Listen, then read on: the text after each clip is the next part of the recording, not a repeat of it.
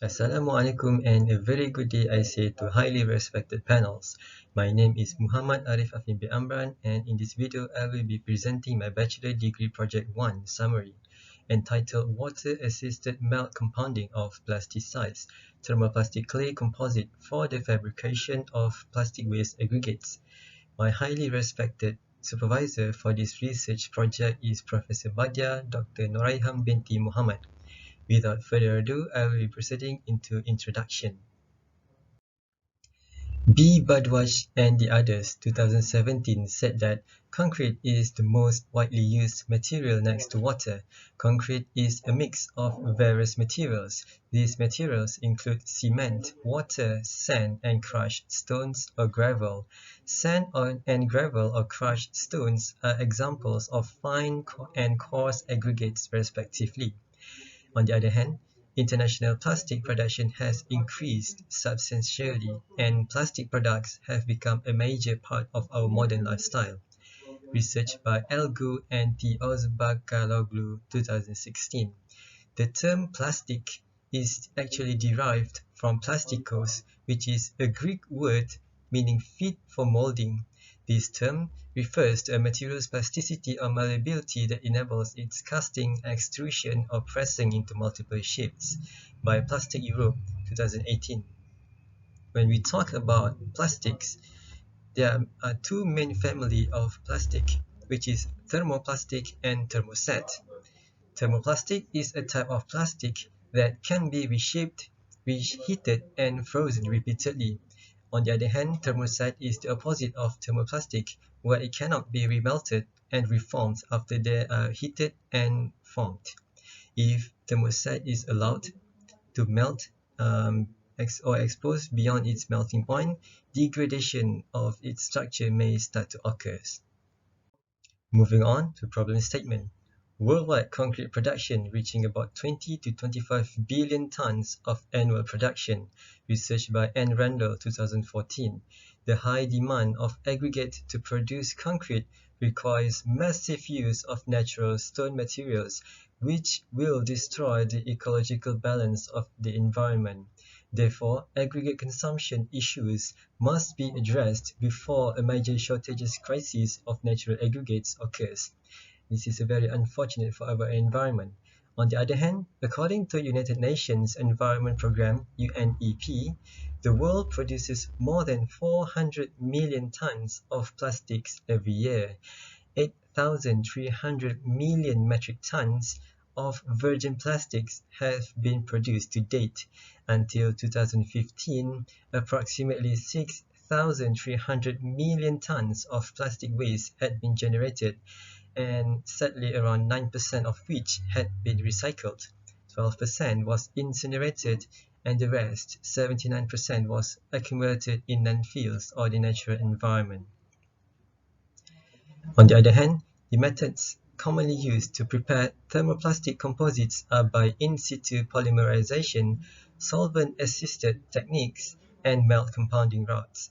High temperature of melt compounding limits the possible range of usable polymer composites due to possible degradation of the high temperature processing. Hence, water-mediated melt compounding is a promising technique that are able to tackle the issues of melt compounding that will be discussed later in this presentation. Moving forward into objective of my study. The first one is to fabricate plastic waste aggregate through water-assisted melt compounding processing. The second one is to investigate the effect of water in mediating the melt compounding processing method. The third one is to further support and correlate the data through analysis such as morphological study, compositional, and thermal characteristics. My scope of study is this project is a feasibility study to design and fabricate the water-assisted mold to plasticize plastic waste aggregates using melt processing under hot press. The hardened plastic waste aggregates will be characterized for compressive strength, hardness, and density. The data will be further supported with morphological, compositional, and thermal characteristics. Proceeding into literature review. Research by M. Sadiq M. 2017. Aggregates are the world's most mined mineral materials. The global market for aggregate is expected to expand around 6% and may reach $468.2 billion by 2021. The world construction aggregate demand for 2015 was estimated at 48.3 billion metric tons. This represents 10 times the production of cement and 30 times the production of crude steel. Next, research by R. Sharma and the others, 2016. The presence of large quantities of waste plastic and the low biodegradability of these materials negatively affect the environment. All types of plastic used in daily life eventually become waste and cannot be fully recycled immediately, and tons of plastic waste need very large areas of land for storage, such as in landfill. Next, research paper by multiple researchers said that in the last decades, numerous researches on the use of plastic aggregates in concrete mix have been undertaken which demonstrated their potentially beneficial effect on concrete properties such as ductility, structural toughness, density, and thermal resistance. For thermal properties, multiple researchers have shown that plastic aggregates could have a beneficial effect in concrete by reducing the heat conduction in concrete due to the low thermal conductivity of polymers. And regarding to water-assisted melt compounding techniques, multiple researchers have shown that water acts not only as plasticizer but also as a melting temperature and crystallization suppressor. This phenomenon is known as cryoscopic effect, where it lowers the temperature during the melt compounding methods and helps to prevent the degradation of some polymers during their processing techniques. Moving on to methodology. This is roughly the action that I will take during this study. The first one is raw material selection, where I will select the appropriate plastic waste and clay materials, where I intend to use polyethylene terephthalate water bottle for the plastic waste and kaolinite for the clay material. Next is raw materials preparation, where the plastic waste material will be ground and sieved accordingly to 1.7 mm to achieve uniform sizing.